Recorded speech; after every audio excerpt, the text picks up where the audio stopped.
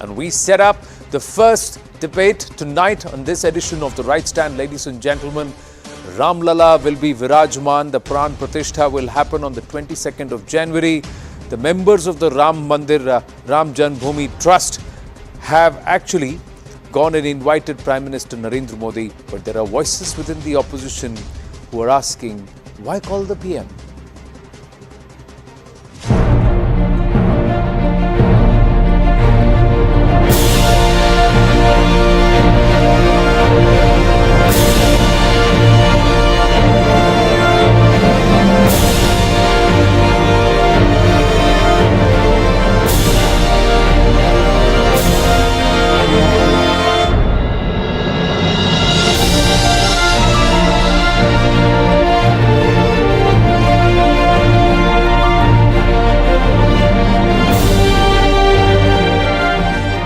ये तो ऐसी ही राम मंदिर की बात कर रहे हैं जैसे ये भारतीय जनता पार्टी का मंदिर हो. Before elections, they want to show that they have built a Ram temple, but that is a forgotten thing. People had forgotten that. 22 जनवरी 2024 श्री राम जन्मभूमि अयोध्या.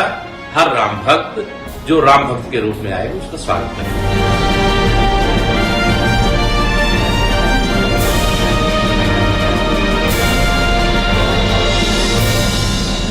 भगवान राम का ये प्राण प्रतिष्ठा एक आस्था है, आस्था विश्वास की है, एक श्रद्धा की है, जिसमें प्रधानमंत्री जी को बुलाया गया है.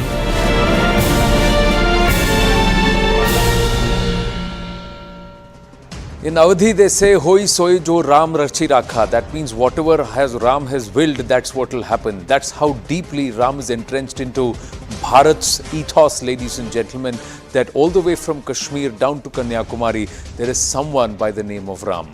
Now, Sri Ram Janmabhoomi Mandir will be inaugurated on the 22nd of January, and Prime Minister Narendra Modi has said that it's a privilege for him that he will be able to attend it. The Ram Temple movement lasted for about 2 centuries, if not more. Let's just go back in time and revisit some of the significant events and touch points through this entire movement, especially post-independence. Lord Ram Lala's idol was found inside Babri Masjid. So Ram Lala prakat hue the there, and there was a lot of furor and hue and cry that was asked, that was created. This happened in 1948. There was a plea by the Hindu Paksh in the Faizabad court to get permission to worship at that disputed site, and the whole fight was, Hindus always for centuries believed that this is the spot where Ram was born, Ram Janmabhoomi, and that's why the mandir will be of Ram Lala or baby Ram. Ayodhya court ordering to open the gates of the mosque for Hindus, and that happened in 1986. And then in 1989, the VHP laying the foundation stone of Ram Temple at the disputed site. In 1990, Lal Krishna Advani begins the Rath Yatra from Somnath to Ayodhya. 1992, Babri Masjid, the structure was razed to the ground. 2003, the Archaeological Survey of India found presence of large Hindu complex right under where the mosque had been built or the structure had existed. 2010, Allahabad High Court ruled to divide the land in 3 parts, a decision that was not acceptable to any of the litigants. 2011, the Supreme Court stayed the Allahabad High Court order of dividing the land into 3 equal parts. 2016, a plea was filed in the Supreme Court seeking Ram Temple construction. 2019, Supreme Court asking the government to hand over land to the trust for temple construction, and 2020, Prime Minister Narendra Modi laying the foundation stone for the Ram Temple construction in the presence of the RSS Satsanga Chalak Mohanji Bhagwat. 22nd of January 2024, the Ram Janmabhoomi Temple will be inaugurated by Prime Minister Narendra Modi. But time and again, ladies and gentlemen, even the Allahabad High Court judgment, which divided the land over 3 parts amidst the litigants, had ruled that that very spot was deemed to be the birthplace of Ram. And that's why it was deemed Ram Janmabhoomi. And that's why the whole case was called Ram Lala Virajman. That means this is where Ram Lala was born and this is where he should be Virajman. That very spot where the Pran Pratishtha will happen and which is the sanctum sanctorum of the new temple is where Ram Lala is Virajman. Meanwhile, This has now irked the opposition leaders. After the invitation happened, the Prime Minister tweeted about it or took to X and posted about it. They are asking why Prime Minister Narendra Modi has been invited for the inauguration of the Mandir. Opposition parties once questioned the existence of Ram. Let's also remind you a few of those statements that have been made in the past. How the opposition has opposed Ram and also the temple itself. Ramcharitmanas, Ramayana, not enough to prove the existence of Ram. This is the UPA government to the Supreme Court back in 2007. Then Valmiki had said that Ram is a drunkard. This is what former Chief Minister of Tamil Nadu, Mr. Karunanidhi, had said back in 2007. Historical proof of existence of Lord Ram is not there at all. That's what he contended. That's the DMK. Some people think Ram temple construction will help COVID's mitigation. Sharad Pawar in 2020 when the Bhumi Pujan happened. Ram temple is being built on the land of hatred. Jagadanand Singh in 2023. These are the comments. The question that we ask is, if the allegation was that in the past it was a BJP that politicized Ram, who's politicizing Ram and Ram Mandir now? Who's politicizing faith? Hello, Moto.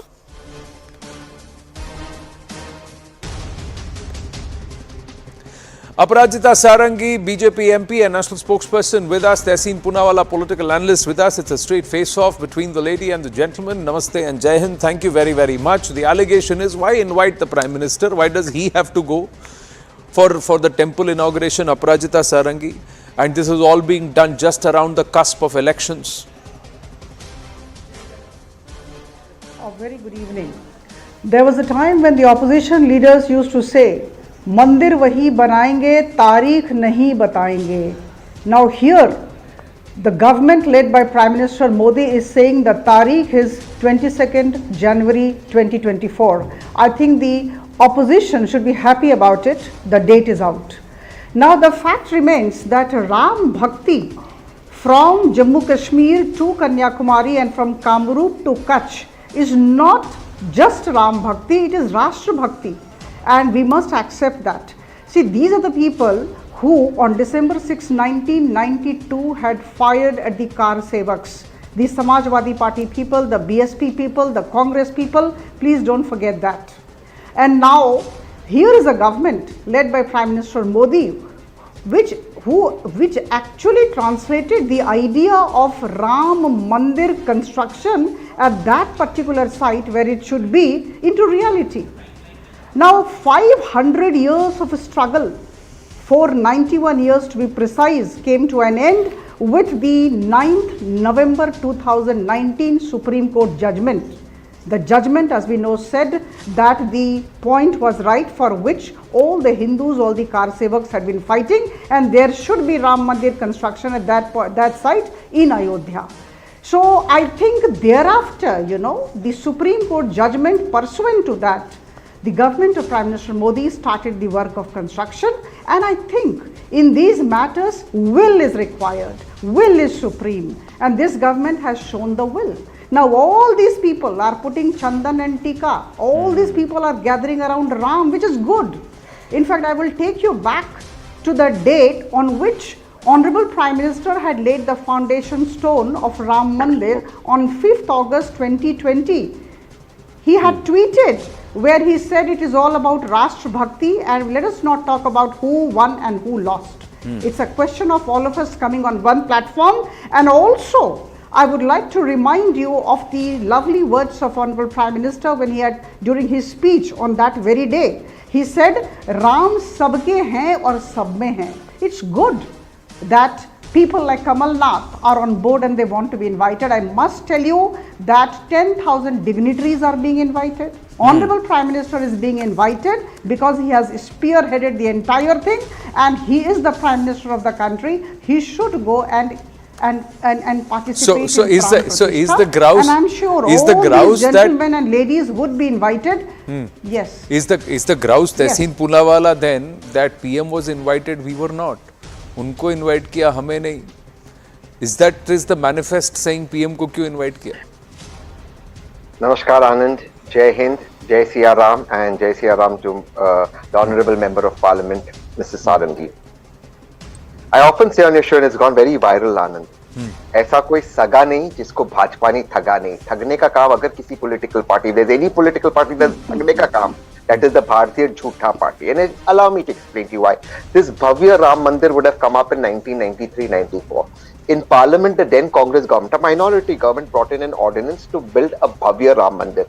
Guess who opposed it? The BJP and their Vice President S.S. Bandari. And I quote him, says, this is partisan, petty and perverse about the Ram Mandir, and let the matter go to court. The BJP, not only did they not allow the Ram Mandir to be built, when the Honorable Chief Justice of India asked the Honorable Prime Minister, current Prime Minister, to intervene and solve the matter, the current Prime Minister refused to solve the matter. Ultimately, the Supreme Court had to step in and resolve this centuries-old dispute. The government played no role on it, no role. But let me put something else forward. This is the same BJP. And I take an objection to the statements made by Congress about Ram Setu, that it is mythical. The same BJP Mahesh Sharma ji on the floor of the House said that there is no evidence of Ma Sita being born. The same Mahesh Sharma. What did BJP do against him? When Naresh Agarwal ji was in the Samajwadi Party, the language he used for Bhagwan Ram, Bhagwan Vishnu, Bhagwan Shankar, Arun Jaitley ji got up and said this man should be in jail under 153A. Forget being in jail, BJP took him in the party. And leave aside anybody else, Dilip Ghosh ji or West Bengal president, the language he used for Ma Durga. If I, Anand, use this language on your show about Ma Durga, you, me and Aparajita ji, all three will go in jail. BJP promoted him and made him a member of parliament. What did Nishad ji speak about Lord Ram's father? BJP has gone in an alliance with him. The fact is BJP only uses religion for politics. It has nothing to do with religion. The BJP, now I will end with one question. Are the wrestler women not kids of Bhagwan Ram? Are the unemployed in this country not kids of Bhagwan Ram? They don't want to talk about anybody except their own politics. And they have nothing to do with the Ram Mandir construction. Nothing at all, except for trying to stop the Ram and stall the Ram Mandir. It is good to present an argument, but it is not correct to be economical with the facts. When the Congress party, when the minority government had made the suggestion of building a temple, did they actually deem that place as Ram Jan Bhumi, and did they say that they will build the temple right where Ram Lala was born? Secondly, sir, no. It wasn't a 2.5 acres. It was not going to be. It was not going to be. It was not going to be where Ram Lala was born. It was not on Ram Janmabhoomi. That entire place is deemed Ram Janmabhoomi. That was the Hindu Paksha's argument. Secondly, sir, the Prime Minister or the government said we will not intervene because the matter was with the courts and the courts had to clear the title. It was about title belongs to who? Absolutely. The deity has living rights, sir, and the living rights of the deity have to be accorded and granted by the rule of law and not by the intervention of a government, because that's where this whole this entire issue was, that the right belongs to the deity and the actual original nature of that particular area based on the Places of Worship Act 1991, which is an ad hoc act. But beyond that, the constitutional right where the deity has living rights. And the other part, sir, there is nothing wrong if we say Jai Shri Ram in the temple of Ram Lalla, because this is baby Ram, sir. There was no Sita in the picture when Ram was just born. So that is why if they say Jai Shri Ram at the temple of Ram Lalla, it's not an insult or it's not ignoring Ma Sita. It is the fact that it is never Siyavar Ram, because Siyavar Ram is a different deity. No, I'm just saying, explaining to you that when you purposely said Jai Siya Ram, it was trying to say that the BJP says Jai Shri Ram and we say Jai Siya Ram. I'm just saying Jai Shri Ram is when it is Ram Lalla. When the deity is Siyavar Ram, then it is Jai Siya Ram. So please understand that. So I'm just clarifying. Very good. Since you understand, then in this case, in the case of Ram Lalla, it is always Jai Shri Ram. But Aparajita Sarangi, the question on the other aspect, that the BJP is also hypocritic. The BJP is also embraced those who have rejected, questioned or insulted Ram in the past. So it's all politics for you.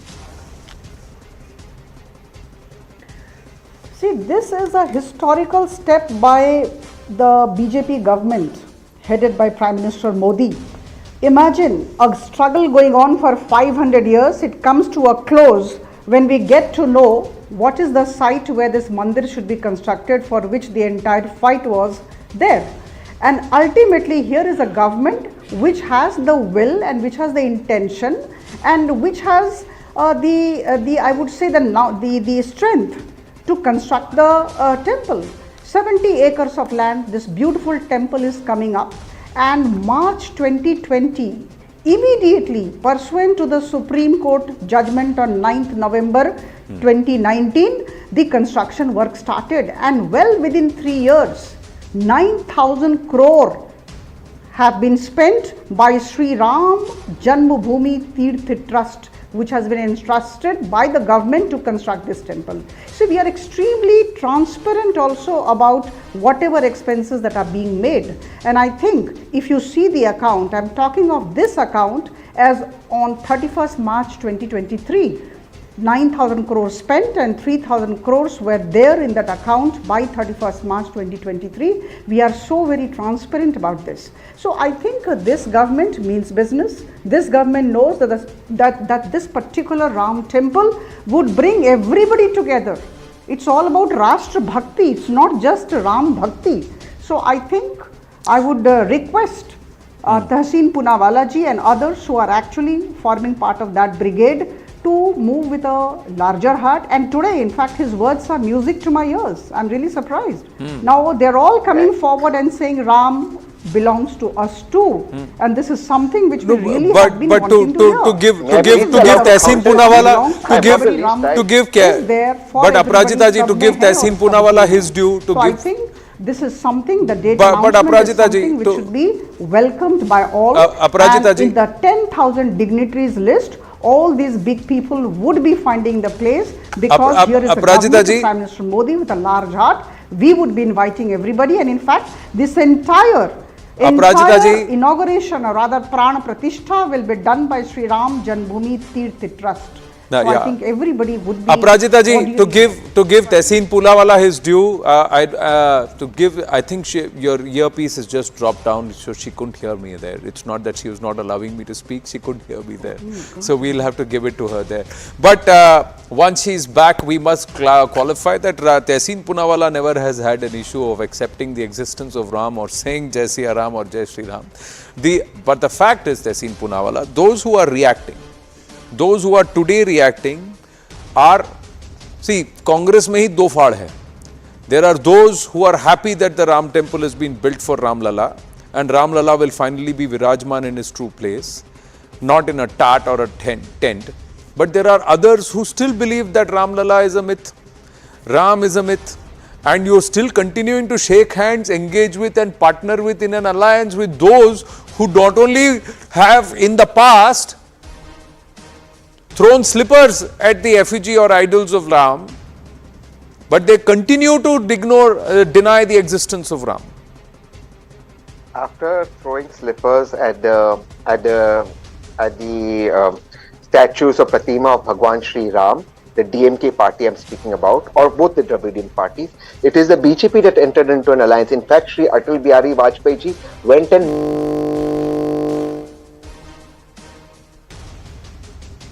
I don't know if you can hear me. Now I can. There was an interruption, but now I can. After this slipper thing, I just hope I'm not interrupted. Actually, Atal Bihari Vajpayee ji personally went and met Karunanidhi ji, and they formed an alliance after this. Forget this. Recently, the language Nishad ji used for Raja Dashrath, the language he used for Bhagwan Ram, BJP is in an alliance with Nishad ji. Now, please, Anand, please. I'm at a disadvantage. You never interrupted Aparajita. Please give me my say. I am just, yes, it is. You will only speak. You will only speak. I am just saying, sir, small alignments and small alliances. On the one hand, you are highlighting them. The long-term alliance is being discounted. उन्होंने करा तो गलत, जो अभी चल रहा है, अब भी चल रहा है, उसको आप कुछ नहीं बोल रहे. Anand, please allow me to speak. There is nothing called small pregnancy and large pregnancy. You are pregnant. There's nothing called small alliance and large alliance. The BJP hypocritically formed an alliance. That's why I started your show by saying there are thug bandhan. ऐसा कोई सगा नहीं जिसको भाजपा नहीं थगा. So then, does that not apply to also the party that you lean towards? Whatever you are telling the BJP, because those actions are currently being conducted by the same party that you lean to. You've not interrupted the MP even once. Allow me to make my points. I have a lot of points to make. The MP did not clarify to one of the charges I made, not one of the charges. But let me take some more charges further. The BJP, your point was that the Honorable Prime Minister rightly did not interfere when the Chief Justice said to intervene because it was a title dispute matter. Rightly, I agree with you. Good that Honorable Prime Minister didn't intervene. So the Supreme Court solved the matter. But that is precisely the point I made. The BJP had nothing to do with the matter. The Honorable Supreme Court ruled it in favor of one title dispute. Why the BJP is climbing on rooftops and credit? I'll tell you why the BJP is taking credit, and this is where I'll end.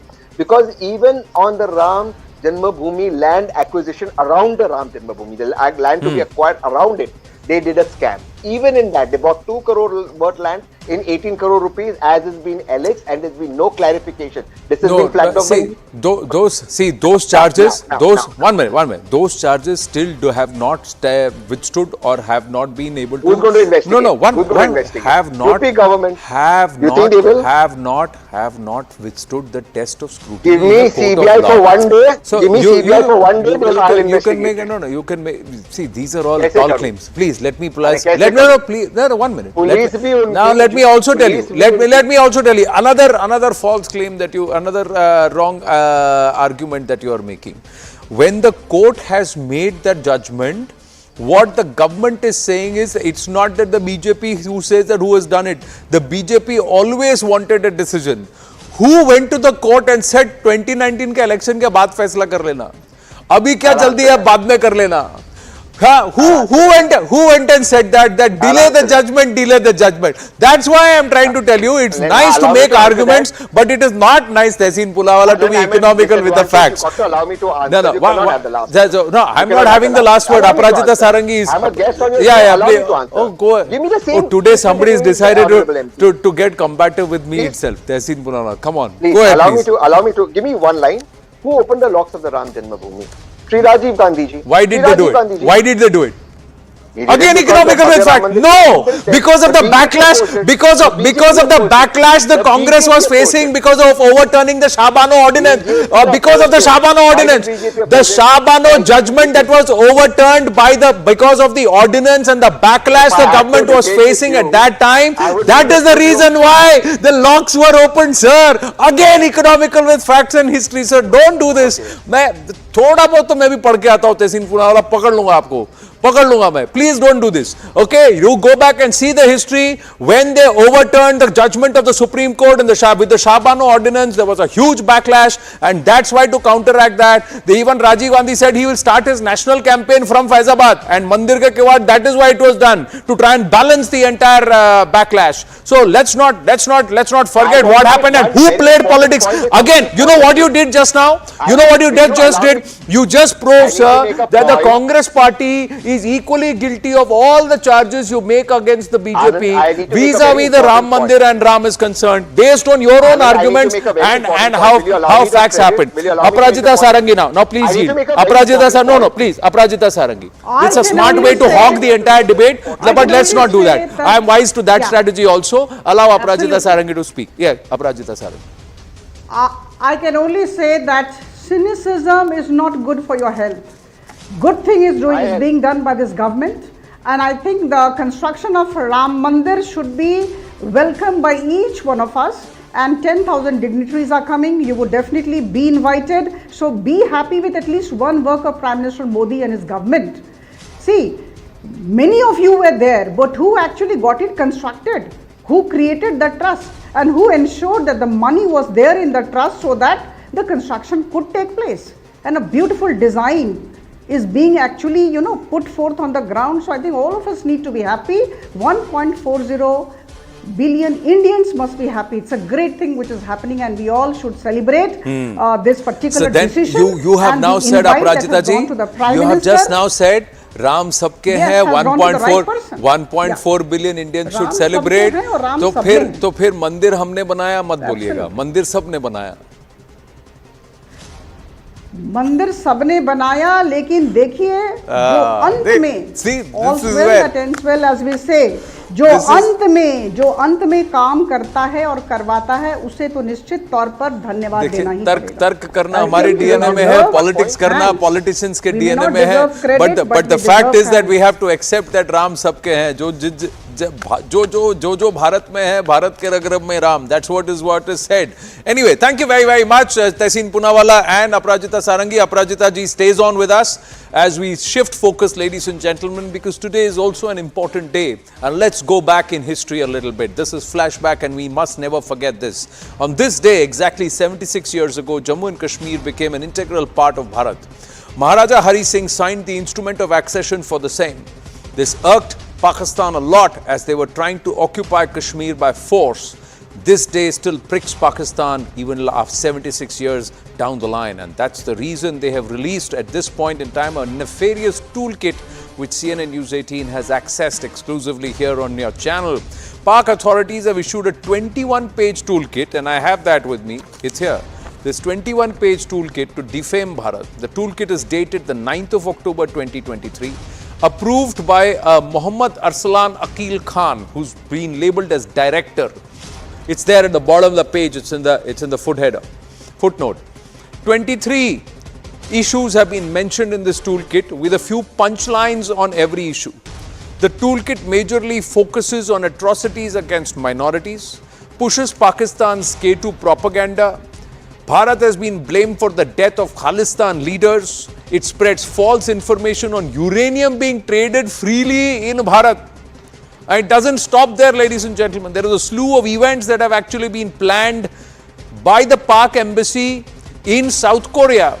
Seminars, webinars to observe solidarity with Kashmiris, articles, videos for Korean media on Kashmir Black Day, as they are calling it, with posters, banners which are scheduled to be put up on the streets in South Korea, letters, emails to be sent to politicians, think tanks, etc. for support. And this 23-page toolkit with 23 issues also says how you can tag and what are the punchlines they are saying that you can use.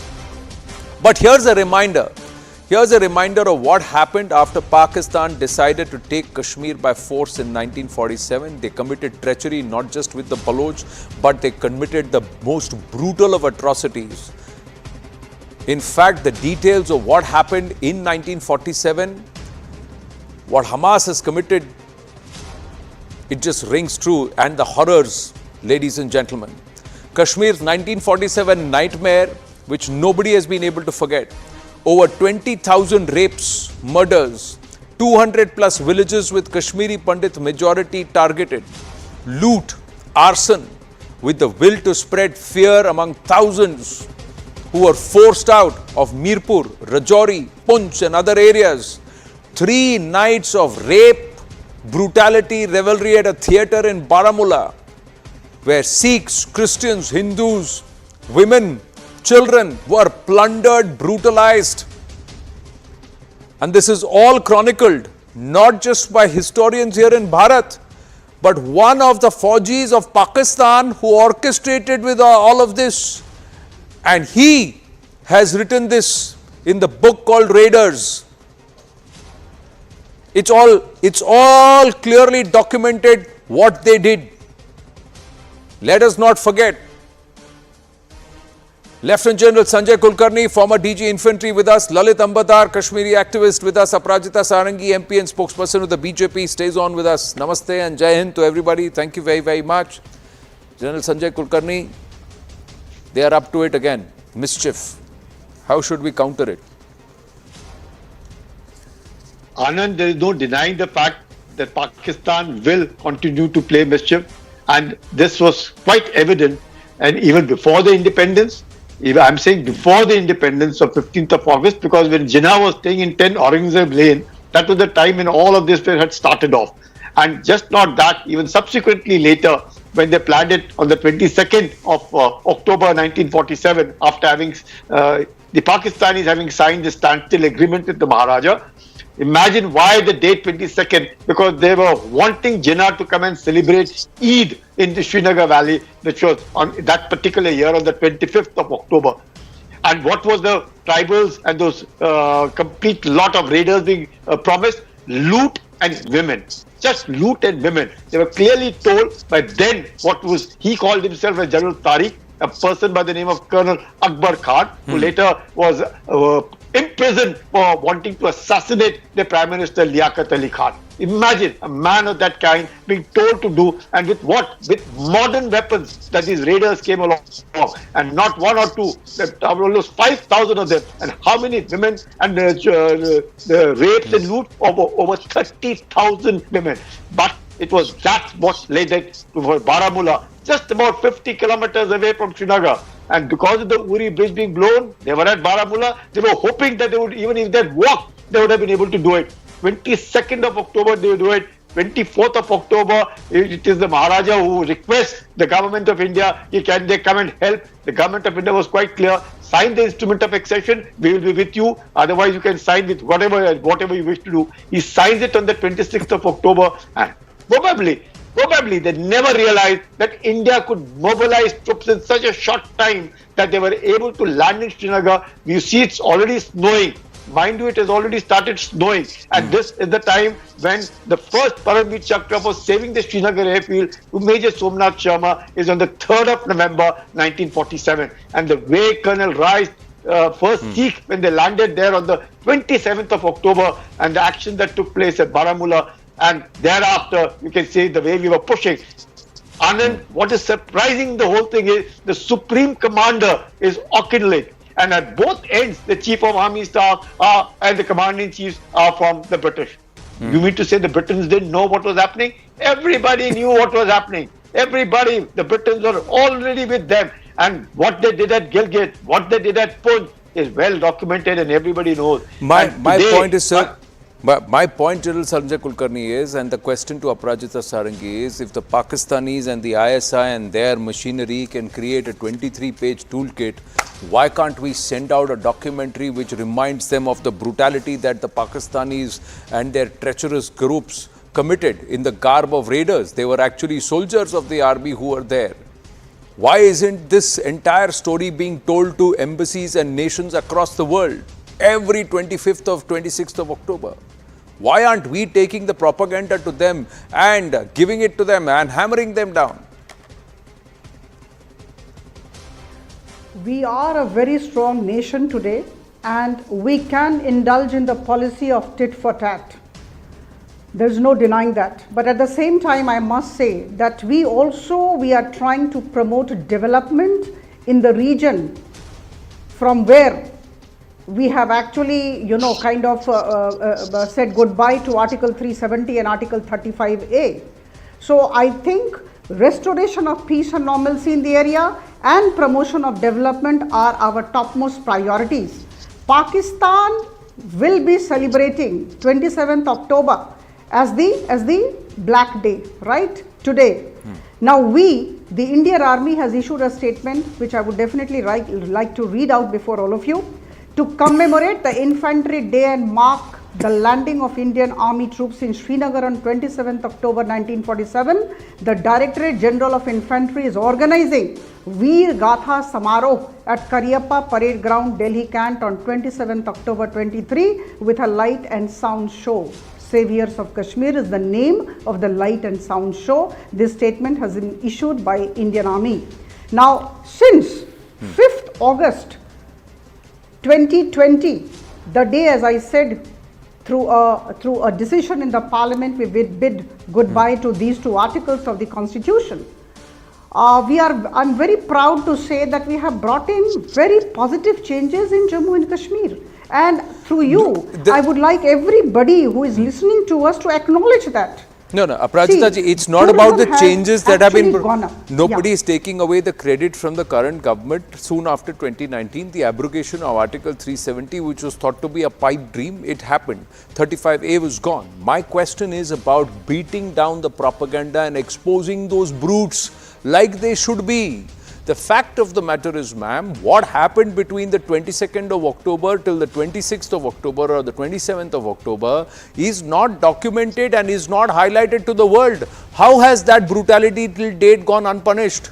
How can a Pakistan stand at the UN with any face after the way it treated the Kashmiri people and also the Baloch? We've never highlighted the issue of Kashmiris. In fact, we have spoken more about Balochistan than we've actually spoken about what they did with the Kashmiri people in those days, in those dark days. It was black days, and now it is perhaps the day of sunshine, the accession day. I'm just saying this entire game of narrative spinning, which Pakistan has done to the world, why aren't we doing it? Why aren't we exposing them on that platform? They are an irrelevant nation today, but the treachery that they committed, the brutality that they meted out, even Kashmiris have forgotten. Current generation. No, I entirely agree with you. In fact, the conflict, the violence and the terrorist activities in Kashmir that took place because of Pakistan and because of their indulgence in these kinds of, warfare and these kinds of activities, I think should be documented. This is a good suggestion. Lalit Ambardar, Raiders republished back in 2020, and Akbar Khan has documented with pride what they did with the people of Kashmir, and they singled out bigoted, xenophobic. All non-Muslims were targeted, Christians, Sikhs, Hindus. And even Muslims who stood up to them, even those who stood up to them and Muslims who stood up to them, they were also butchered. Today is a historical day. Maharaja Dhiraj Hari Singh, who was made out to be a villain, actually was allowed to sign the instrument of accession day, which he had been seeking, asking for it. But the Nehru Congress in Delhi was forcing him to include Sheikh Abdullah into the cabinet. Then only Nehru and Congress would agree to for the instrument of accession to be signed. That's why it took so much of time. And by the time we did it, by the time our army arrived in Srinagar, 27th October, we suffered genocide. Let me tell you, till Baramulla, even now, the Pakistan, the so-called Pakistan occupied Jammu and Kashmir and Ladakh, not a single, I repeat, not a single Hindu Sikh was left alive. Not a single Hindu or Sikh was left alive. There were scores of women who committed suicide. Girls were kidnapped and they were sold in Peshawar for a few hundred rupees per woman. And then and by the way, today also I need to remember Brigadier Rajendra Singh, who was from the Maharaja's army. I repeat it because there has been tendency, there has been an attempt to make villain out of Maharaja Hari Singh, who wanted in Prince's Crown Table Court in London. He said, I'm Indian first. And that's what we have to correct the history. Number two, we are very poor in initiating a narrative. We only react. And I tell you, I want to tell ma'am also, what we lack is narrative building. Pakistan had only two Kashmir centers earlier in Europe. One was in London, one was in Brussels. Now they have in every embassy and every high commission of Pakistan has an Indian center, has a Kashmir center. And the propaganda they are going to, this is why they say, whenever they talk about Palestine, they are talking about Kashmir. Please don't forget it. We have India-based Islamists talking about Palestine, talking about Hamas, but we never talk about Kashmir or Kashmir has suffered. Even now, you talk about Hamas. The people who are standing was Hamas, and they say, the rapists, the murderers, the kidnappers are being eulogized in India. While in Kashmir, Anand, I want to tell you that if 1947 it was Pakistan's Kashmir Jihad 1, now what we suffered in 90s was Kashmir Jihad 2. Let me tell you, a Kashmiri Hindu woman, mother and daughter duo, they were raped and shot in the vagina. Can you imagine this? What is the narrative? Not a single perpetrator of genocide of Kashmiri Hindus, that is rape, murder, mass murder, has still now been tried even. Not just that nation has got away. That nation has got away. That nation has got away with its brutality. But what is the narrative? We are not even saying what a Kashmir Jihad is alive, it's kicking. And that nation has got away with such brutality. We have almost given a carte blanche to Pakistan and FATA. Because we say everything is okay in Kashmir. Don't forget, we have a very tight security grid employed in Kashmir, and which cannot be sustained forever. And wherever they find a breach, they attack us. Rajouri, we found it in Kashmir. We found it in Bataduria. We found it whenever they find an opportunity, they kill a Kashmiri Hindu. So narrative is very important. Narrative building is very important. We are very poor in that. Please remember that sacrifice is there's not a single district in India from where probably we don't have, it has not contributed a Jawan or an officer to Kashmir Jihad. We don't talk about it. Narendra Modi himself said it. We should commemorate 14th of August as a day for us. Where is the narrative? He's not going to speak on the television. Certain dates, unless they are a constant reminder, they will be forgotten. General Sanjay Kulkarni, is that another attempt to try and ignore it altogether so that no matter how much the propaganda, it's just brushed aside because it's not made a big deal? And sometimes there is, this double talk, deceitful conduct from within the valley also is a real thing which we really need to be worried about. Now, 22nd of October is celebrated as Black Day in India for exactly what the Pakistanis have done, and the entire raiders were under the leadership of the Pak army. There is no denying the fact. Imagine till the abrogation of Article 370 and what has happened subsequently, the Jammu and Kashmir government is celebrating 13th of July as a Martyrs' Day. 13th of July 1931. Can you imagine the thing which has occurred in 31 of 13th of July, they're celebrating as Martyrs' Day and declaring it as a holiday? Can you imagine that? And what was the Martyrs' Day? He was demonizing, defaming Dogras of Jammu. And it happened right under the watch of Indian secular constitution, secular parliament, 13th of July. It is terrible. Anand, it's terrible. Something which these people must, these double talk, deceitful conduct, whatever. I appreciate Sheikh Abdullah's stand at that point of time that yes, he stood, and Jinnah knew fully well that his national conference, which was earlier a Muslim conference, wouldn't stand with Muslim League and whatever that we saw Jinnah's visit. What, at least. But subsequently, look at the conduct from 1953 till 1961. He's jailed for what? For treason. For the kind of things that he had done is not acceptable. And subsequently also, the way the talks have carried on from the valley of the politicians is nothing that we ought to be proud of. Sir, I'm going to separate the politics. Thank God for the abrogation of Article 370. Thank God for this. Otherwise. That has settled the politics aspect, the softer aspect, the reality aspect, the truth aspect, and the narrative aspect. Final comment, Aparajita Sarangi. Don't you think much more needs to be done on that front? We can keep exposing these toolkits, but the truth cannot be part of a toolkit. The truth has to be told, and it has to be told again and again till the time it's never forgotten. See, restoration of normalcy and taking large number of developmental works have been our top priorities. People have to see to believe.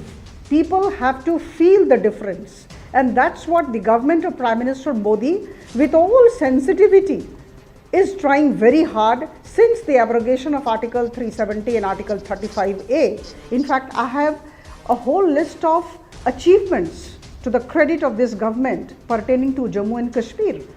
If there would have been time, I would definitely have kind of read out all those.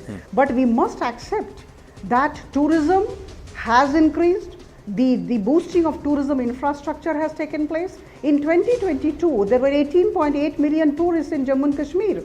And in 2022, there were 18.8 million, which is quite a number. And now we are aiming at about 20 million tourists this year. Because things are improving. There is peace and normalcy. The simple question, ma'am. In 2018, there were 9,229 projects completed. I have these numbers, Aparajita ji. 2023, there have been 92,560 projects completed. So Aparajita ji, we have these numbers. But what Mr. Lalit Ambardar has raised is that this security grid that is currently clamped down, it cannot be a permanent feature. Secondly, Jammu and Kashmir will never be permanently under central administration.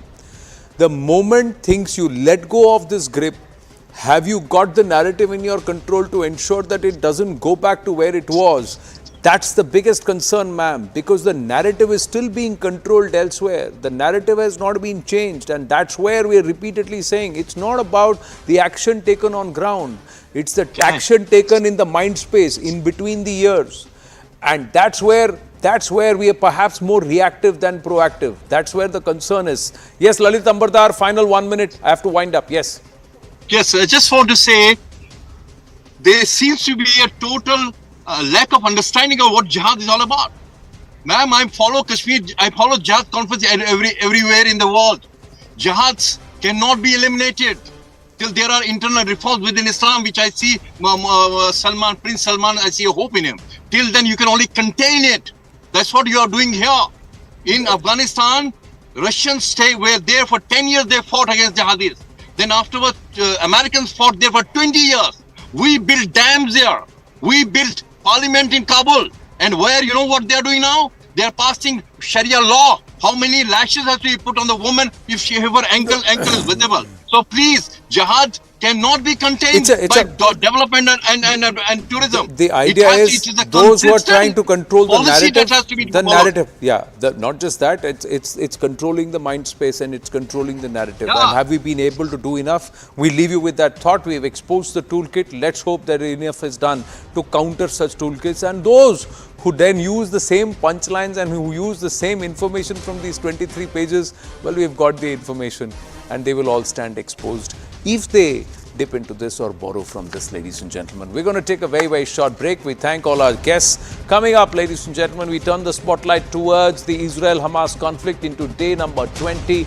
Joe Biden hints the India-Middle East Economic Corridor, India-Middle East-Europe Economic Corridor could be one of the reasons why Hamas was pressed into action. We tell you more. Stay with us. Hello, Moto.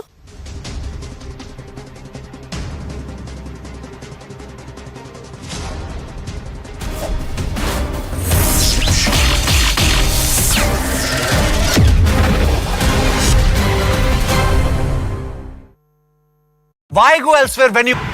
तो हमारे रमन सिंह जी जो CM रह चुके हैं, वो भी कवर्धा जिले से विधानसभा क्षेत्र ये रहा। उस समय थी करुणा शुक्ला जी जो कांग्रेस से नेतृत्व करी थी, वो भी बाहर की थी। इस बार भी वही मौका फिर से दोहराया गया। रमन सिंह जी जो है कवर्धा से है और अभी फिर रायपुर के एक व्यक्ति को लाके, गिरीश देवांगन जी को लाके फिर कांग्रेस ने फिर खड़े कर दी। तो हम क्षेत्रीय लोग कहाँ जाएंगे? हमारे को अगर किसी विधायक से मिलना है तो रायपुर जाना पड़ेगा और कवर्धा जाना पड़ेगा। इसमें राजनांदगांव का कोई कुछ नहीं रहा। और विगत दिनों पर यहाँ खेल कूद और व्यवसाय इससे जुड़ा हुआ संबंध ही का बस काम आया। बाकी ऐसा किसी चीज़ से, जैसे 15 साल के विकास में 15 साल के जो मुख्यमंत्री पद में रहे तो उन्होंने मतलब एक तो फैक्ट्री तक राजनांदगांव में नहीं लगाई है। और रहा सवाल भूपेश बघेल जी का, तो पिछले 5 साल में अभी जो चुनावी कार्यक्रम था तो आए थे यहाँ, उसके पहले कुछ नहीं आता ही नहीं। अच्छा, जब आप लोग वोट देने जाते हैं चुनाव में तो क्या नेता का चेहरा देख के देते हैं या कोई मुद्दा सोच के देते हैं? नहीं मैडम, ऐसा नहीं है। वो क्या है, आदमी देख के देना पड़ता है। क्या जो काम किए हुए है ना। रमन सिंह के राज में बहुत काम हुए थे। जैसे 1-2 काम बताइए। बहुत से गरीबों को मशीन वगैरह, साइकिल वगैरह देना, और गरीबों को कई पैसे मिले हैं, है ना। और बघेल सरकार में क्या नहीं हुआ जो आपको उम्मीद थी होगा और नहीं हुआ? वो कुछ नहीं मैडम, अब क्या बोले जाए उसके में, उतना नहीं हुआ काम, है ना। Alright, so at least in this constituency आप कुछ बोलना चाहेंगे? कैसे चुनाव में हो रहा है, क्या मुद्दे हैं यहाँ के लोगों के? कुछ ऐसा स्पेसिफिक है जैसे महंगाई हो गया, बेरोजगारी हो गया, या डेवलपमेंट? महंगाई और बघेल जी ने महंगाई को और बढ़ावा दिया है। रमन सरकार आएगी तो उस हिसाब से उनको मुख्यमंत्री के पद में चुना जाएगा। So at least in his home turf, Raman Singh, it seems, has managed to gain support for his candidature. But the rest of Chhattisgarh, people here are unsure as to how rest of Chhattisgarh is really voting.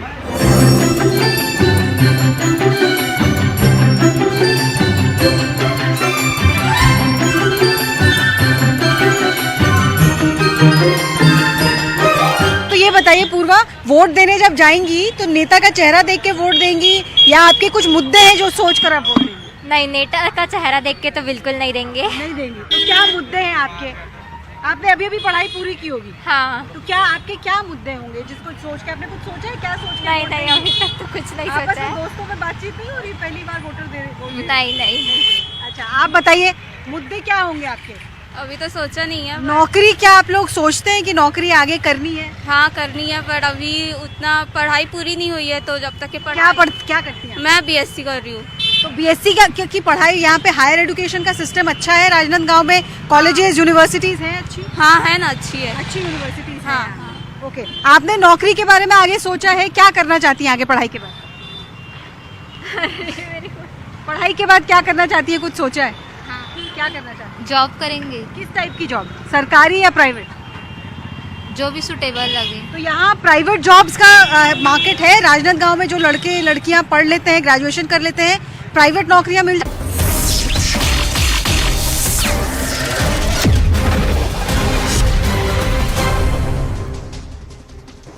Back on, ladies and gentlemen, with the latest coming in where US President Joe Biden has raised serious concerns earlier in the day. President Biden hinting that the India-Middle East-Europe corridor could be perhaps one of the reasons that Hamas attacked Israel. Take a look at the statements that he made today. He said regional integration efforts led to the attack. My instinct says it, no solid proof of claim. We can't leave regional integration behind. Alarmed by the extremist Palestinians in West Bank. Attacks must be stopped now. Hamas must be held accountable is what he said. Even as we say good evening to ex-Israeli diplomat Mark Sofer and Lieutenant General Sanjay Kulkarni, who stays on with us, the former DG Infantry. Concerns are seriously being raised that is there a larger game at play. Mr. Sofer, so not just the Hamas-Israel fight, conflict and this entire aspect which has been going for nearly 7 decades, has somebody propped up the Hamas to derail regional integration efforts, which Israel was also a solid part of? This conversation that was held on the sidelines of the G20 summit in Delhi. Well, I do believe that the normalization that has been going on in the Middle East for some time now, and the introduction of formal relations between Israel and extra parts of the Arab world like Morocco, UAE, Bahrain and others, had input into the Hamas savagery and the butchery that we have recently seen on the 7th of October. But I would caution a little bit against seeing that as the sole cause, or in my mind, even the major cause. I think what we have seen here is butchery and savagery and carnage of a jihadist nature. In other words, to cause as much death, damage and destruction as possible. There is no thought of their own people. There is no thought of our people. All there is thought of how many people can we massacre. And that really is the ideology, is the bent, is the credo, the id and the being of any jihadist or half-crazed or crazed organization like Hamas, as is indeed ISIS. And so I would caution against looking for logical explanations and only. And adds to that the but nature. Mr. Sofer, you would also appreciate that the stockpiling by the Hamas that's been going on in the Gaza Strip has been going on for quite a while. It looked like they were preparing for something far greater over the last 3 or 4 years. That's what the indication is, given the stockpile that they have amassed. So what's the thought process and why suddenly launch 5,000 rockets? Why would they do that on the 7th of October? Well, I don't think it's been the last 3 or 4 years, but certainly for many months and maybe a year or more. And what you actually do see is that the millions and millions of dollars that have been going into Gaza district, into the Hamas, have not been used for healthcare, have not been used for education, have not been used for bettering the welfare of the situation of the Gaza population, but have been used to dig underground tunnels, stockpile massive weaponry, and indoctrinate half-crazed lunatics to enter into Israel just in order to kill and maim. So yes, that has been the situation, and I do agree with you that it has been some time in preparation, and certainly long before any thought of discussion of normalization between Israel and Saudi Arabia, etc. But I do agree with your premise that there has been an input, and that is maybe what brought around partly part of the timing of the 7th of October, but also the fact that they saw Israel as being internally divided as well, which is something that they completely miscalculated, because Israel as a society is now more united than ever. General Sanjay Kulkarni, this entire realignment, Saudi, Israel, UAE, Jordan getting involved, India getting into the picture, America, playing helping hand and connecting all the way to Europe, this would have irked China, Iran, Turkey. Definitely, Anand, there's a lot in it. Firstly, because when we talk of the integration, even for the India, Middle East, Europe economic corridor, for that the kind of facilitation being provided by US to get Israel and Saudi Arabia close, because the Chinese played a big role in getting the Saudis and the Iranians close. So this entire project required a lot of goodwill. Otherwise, this project can't just take off. In any case, this project would have taken off. It would have taken not less than a decade before it is to be done. But if you look back a little, 2008, 2012, 2014, 2021, 4 attacks by Hamas and also in between by the Israelis on Hamas, on Gaza, which led to almost 3,500 Palestinians dying and a lot of Israelis also losing their lives, is indicative. Same kind of action. Rockets being fired, you have artillery duels from this side and the thing. And then what they did on the 7th of October, without going into the past, let's forget about the past totally, but whatever that we saw, the 7th of October leads to one thing. First, complacency by the state of Israel for reasons probably they felt that they were trying to appease the Hamas group.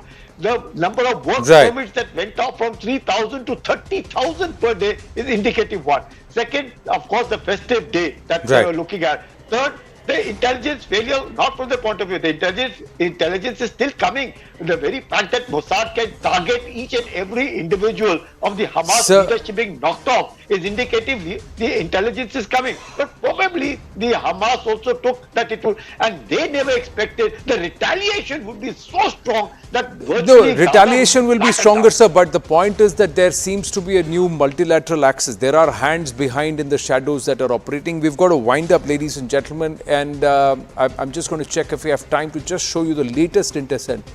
Okay, we will keep that, we'll park that for later. For the moment, winding up this edition of The Right Stand. Thank you to our guests joining us and thank you viewers. But do stay on. Brass Tacks with Zaka follows.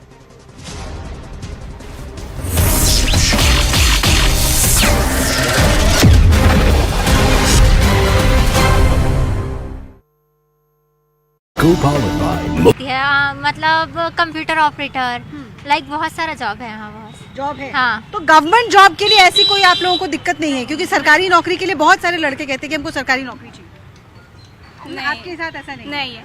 Okay. और बाकी कोई और issue, महिला सुरक्षा, आप लोग secure feel करती हैं खुद से स्कूटी चलाती हैं तो? हाँ बिल्कुल, सिक्योरिटी वो है, आप भी सिक्योरिटी बिल्कुल। ओके, आप कुछ कहना चाहेंगे मैडम महंगाई के बारे में, गैस सिलेंडर के दाम